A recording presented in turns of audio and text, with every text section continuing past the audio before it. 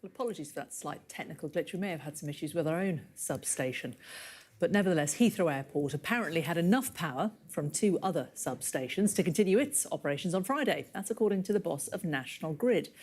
The airport was shut down after fire knocked out an electricity substation in Hayes the day before. That resulted in over 1,300 flights being cancelled or delayed. Well, Simon Gallagher is the Managing Director at UK Network Services and joins me here in the studio. Simon, nice to see you. Now, we've just been saying National Grid says that there was enough power to keep Heathrow open, that they had enough capacity on their networks.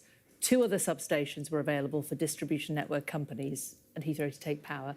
Is that right? Yeah, that is true. But like all things, there's truth on both sides here. So there's three substations on Heathrow Airport.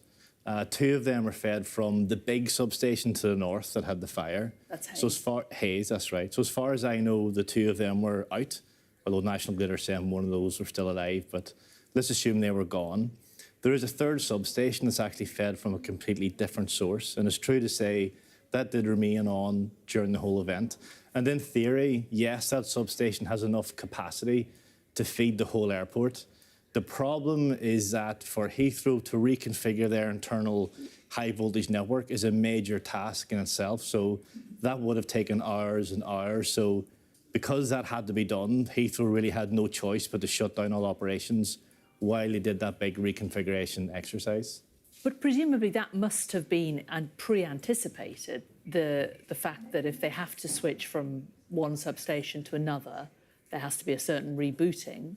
The fact that it's a system that actually takes a number of hours, is that a failing in its sense at Heathrow's end, that their actual plan for when this happens is flawed?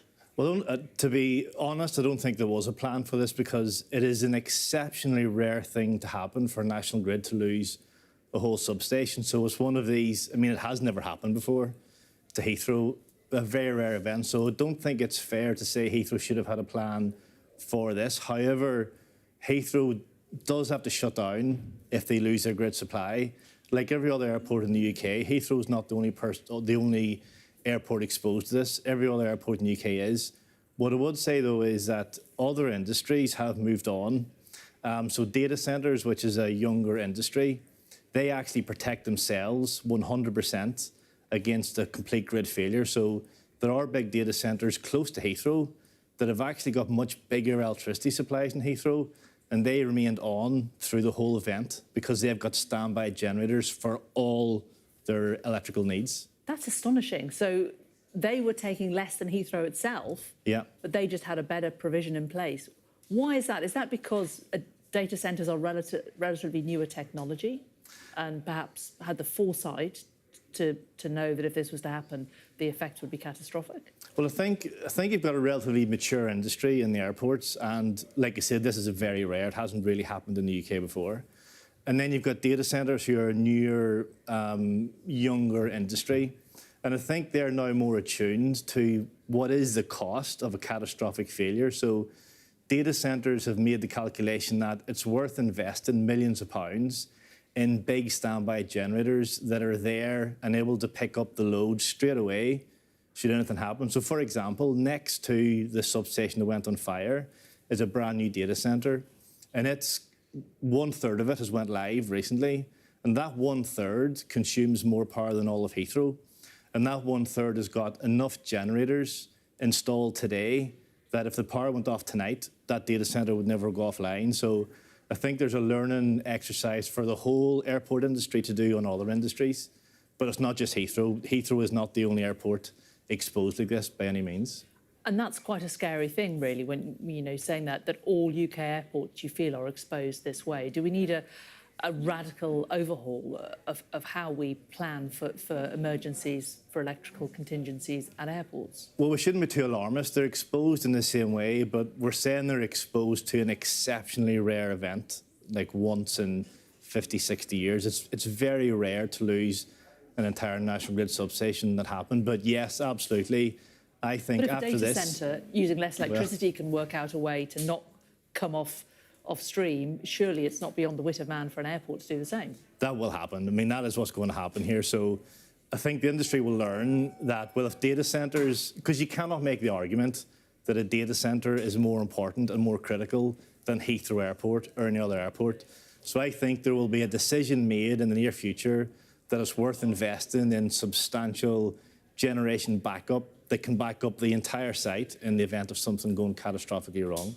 So where do you think the blame for the cancellations of all of these flights lies? I mean, is it the airport for not having the right provision in place? Yes, it was a once in a 50-year event, as you say. I don't think we can apportion blame in that way because, first of all, the national grid did fail. You know, a transformer went on fire. That damaged another transformer. That shouldn't really happen.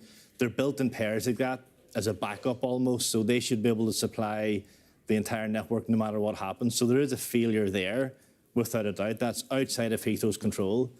But it's also fair to say that Heathrow could have, and every other airport could have invested in resilience in the same way data centres do. So there is a lesson here in that all the data centres, there's no news about them this week. They went off as well, or their supplies was lost along with Heathrow's, but they just kept on going because they had this generation backup.